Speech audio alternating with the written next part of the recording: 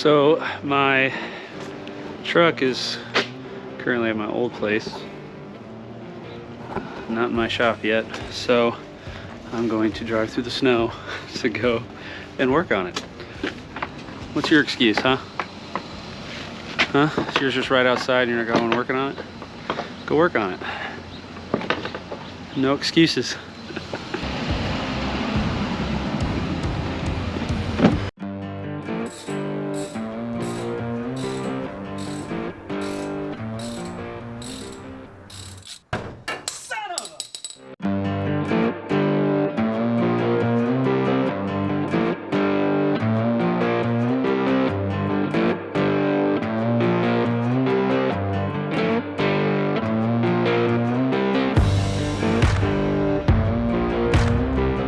What's up, guys? Welcome back. And today we're going to do some fun stuff. Finally, forward motion on the engine.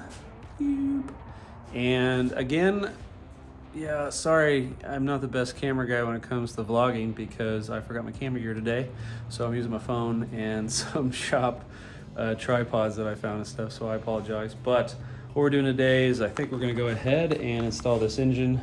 Well, actually install the transmission, the T5, onto the engine, and we'll use what you got.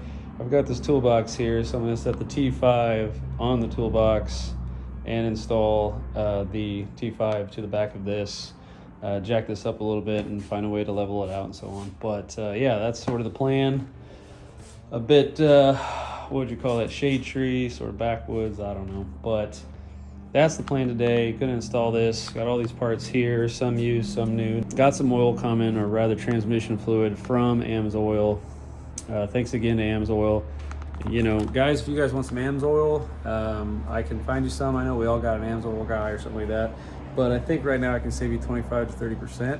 So if you guys are interested in that, just hit me up down there. If you guys are watching this on Facebook, let me know if you guys are interested on having like 400 World give members like discounts and deals and stuff like that. So not a dealer or anything like that yet, but I'm just seeing if I can offer you guys some deals. So that's the sponsor, I guess, for today, AMSoil, and really appreciate that. Got a good deal on some of that. So I'm also going to run AMSoil break-in oil. All right, got her jacked up, floating. You guys saw everything that we did here. Sealed up here the back cam cover. And over here I've got, this is just a budget build. It's what you do, you find stuff that work, and then you know, find deals, and you do a lot of it yourself, so on and so forth. So, and so this flywheel and this clutch plate and everything is actually out of a Mustang. I got it from a guy who installed, I think that's new, and his, so they've been sitting in my shop a while, so don't judge them too much. His daughter had put it in her car and then she wrecked it, so it had very low miles on it. And I talked to a guy that builds T5s, and he said surprisingly, unless you're going like stupid horsepower T5s, the clutch can really hold up pretty well, so I don't have to upgrade to a double clutch or anything fancy. So taking his expertise, it's been doing a while, a guy based out of St. Louis, Kansas City. Anyway, it's been a couple years since I talked to him, but he said use original clutches. So I'm going to go ahead and do that. And if I ever have any issues, then I will upgrade because probably need a new flywheel, so on and so forth. But there you go. That's the next step. Here's some motivation to come back. I love it. I've always wanted a white hearse knob. It's epic. It's nice and dirty too. Good job, Craig. But there you go.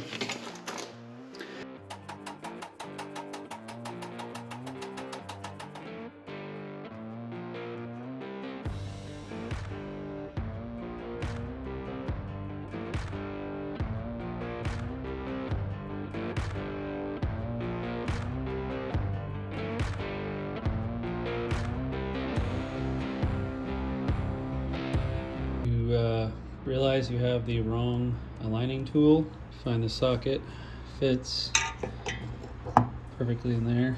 Then you find a larger socket that aligns right here.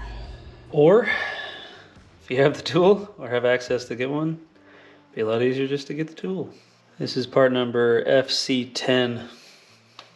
Got it at O'Reilly's.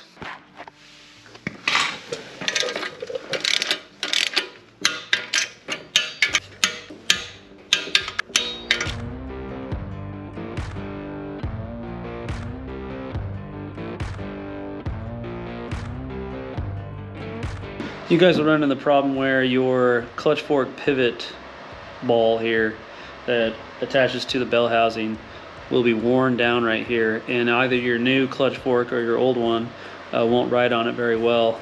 So I had to get one of these. I got lucky and found one at O'Reilly's. It takes a 7/8 long socket.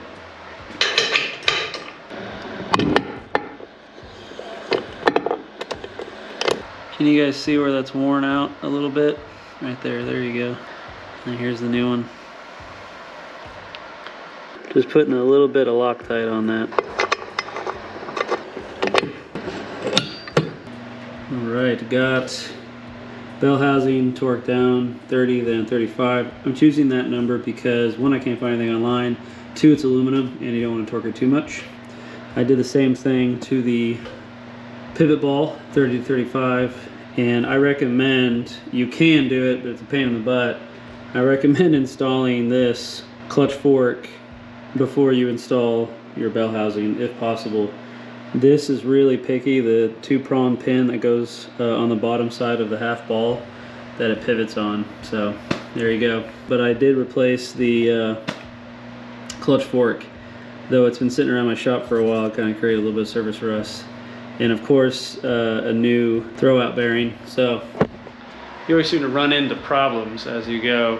While I was doing this, I ran into a problem where plate here had a little bit of a bend in it, and I almost replaced it and then sort of bent it where it clears everything. Not happy about that, as well as the new bolts that came on these were wider up top here, so I couldn't get a socket in there. Flywheel had good surface area on it, and the clutch, like I said, was new, or had low miles on it.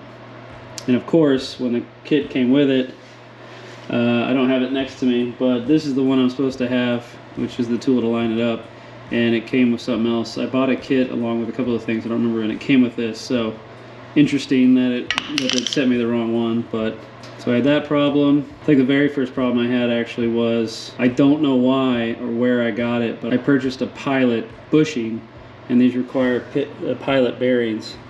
So that was fun. And so yeah, just one problem after another. And then of course the next one was I had to replace this. So you run into problems along the way, but that's just what happens. And luckily the parts places had the parts, so yeah.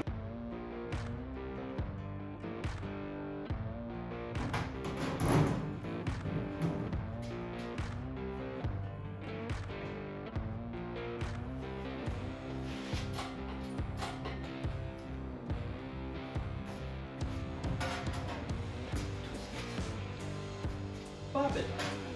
Twist it.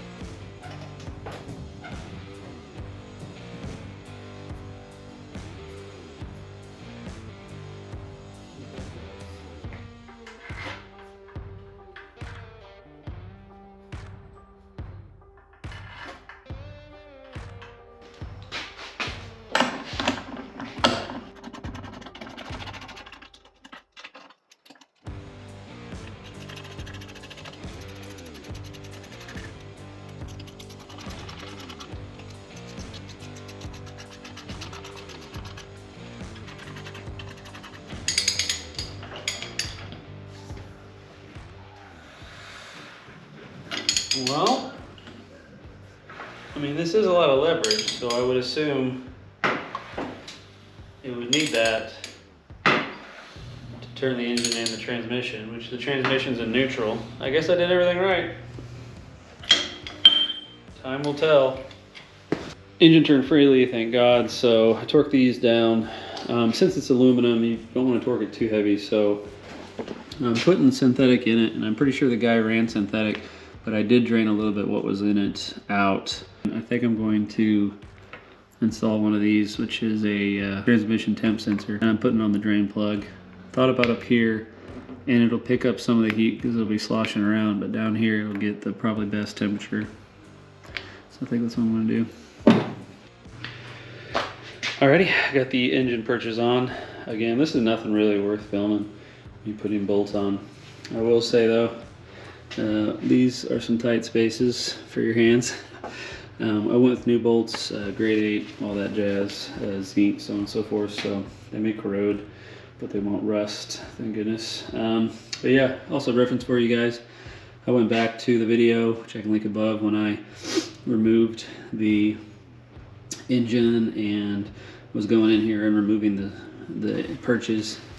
engine purchase, and I was like, aha, that's how I put those. But if you really finagle enough, there's room. But also, you guys notice some other holes and so on. Some of those might actually be from previous owner being crazy, because there's like a random hole here, but they are holes, as far as I can assume, for running an FE and so on and so forth, because I don't think my truck was a 302 its whole life. I'm almost guaranteed of that.